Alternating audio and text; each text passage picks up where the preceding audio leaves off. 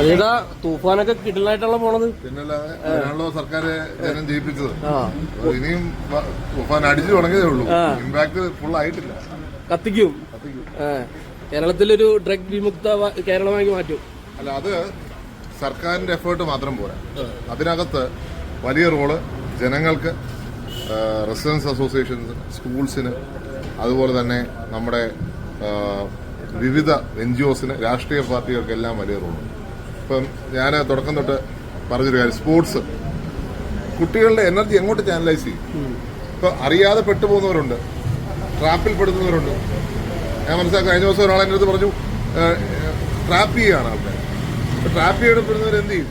അപ്പം അതൊക്കെ നമ്മൾ ജനങ്ങൾ പ്രത്യേകം ശ്രദ്ധിക്കേണ്ട ഒരു കാര്യമാണ്.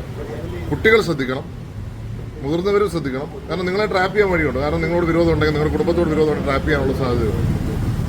അപ്പം പരമാവധി ഡ്രഗ്സിനെതിരെയുള്ള പോരാട്ടം നമ്മൾ അവയർനെസ്സിലൂടെ വരുത്തണം. അത് അവൈലബിലിറ്റി കുറയ്ക്കാനാണ് സർക്കാരിന് സാധിക്കുക. 10 വർഷക്കാലം ഇവിടെ സുലഭമായിരുന്നു. അപ്പം അവൈലബിലിറ്റി കുറയ്ക്കുവാൻ സർക്കാരിന് ഇതേപോലത്തെ പ്രവർത്തനവും സാധിക്കും. പക്ഷേ ഉപയോഗം പൂർണ്ണമായി ഇല്ലാതാക്കണമെങ്കിൽ നമ്മുടെ കുട്ടികളുടെ എനർജി ചാനലൈസ് ചെയ്യണം. നമുക്കിപ്പോൾ വേൾഡ് കപ്പ് നടക്കാം. ഈ വേൾഡ് കപ്പിൽ പരമാവധി സ്കൂളുകളിൽ ഈ ഗെയിംസ് കാണിക്കണം എന്നുള്ള അഭിപ്രായം. കാരണം തലേദിവസം പറ്റത്തില്ല, പിറ്റേ ദിവസമെങ്കിലും സ്ക്രീൻ ചെയ്യണം. കാരണം കുട്ടികളുടെ എനർജി അതിലേക്ക് ചാനലൈസ് ചെയ്യാനും. മാത്രമല്ല, ഞാൻ തുടക്കം തൊട്ട് പറയുന്നൊരു കാര്യമാണ്, എല്ലാ ദിവസവും സ്കൂളിൽ PT ഉണ്ടാവണം, എല്ലാ ക്ലാസ്സിലും. എന്നാൽ മാത്രമേ നമ്മുടെ കുട്ടികളെ നമുക്ക് നേർവഴിയിലേക്ക് കൊണ്ടുവരുവാൻ, സ്പോർട്സിലൂടെ കൊണ്ടുവരുവാൻ സാധിക്കത്തുള്ളൂ. സ്പോർട്സ് വലിയൊരു മീഡിയം ഓഫ് ചേഞ്ചാണ്. ആ സ്പോർട്സ് എഡ്യൂക്കേഷൻ, ഇപ്പോൾ ഫിസിക്സ് പഠിപ്പിക്കാമെങ്കിൽ, ഹിസ്റ്ററി പഠിപ്പിക്കാമെങ്കിൽ, ഇംഗ്ലീഷ് പഠിപ്പിക്കാമെങ്കിൽ നമുക്ക് സ്പോർട്സ് പഠിപ്പിക്കാം, ഫുട്ബോൾ പഠിപ്പിക്കാം, ക്രിക്കറ്റ് പഠിപ്പിക്കാം. അതുകൊണ്ട് അതിലേക്കൂടെ ഒരു ഫോക്കസ് ഉണ്ടാവണം. സർക്കാർ അത് കാണിക്കും എന്ന് പൂർണ്ണ വിശ്വാസമുണ്ട്. എല്ലാവർക്കും